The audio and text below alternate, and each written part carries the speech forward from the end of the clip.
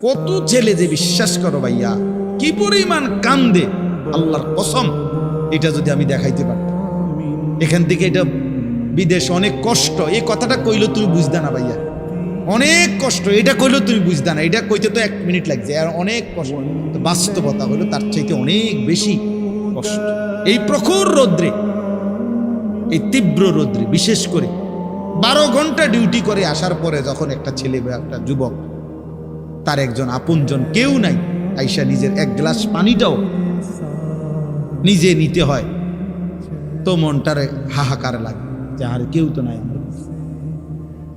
অথচ 28 বছর বিদেশ করতেছে। এক ছেলে দেখা হইলো লাস্টের দিকে, ওই আমার দেখে জড়াই ধরে কাঁদতেছে। আমি বললাম, বাবা তুমি আজ কতদিন হয়েছে আইসো? কয় হুজুর 3 বছর। এই শেষ আমার যে ছেলেটা খেজুর আইনা দিছে মদিনায়,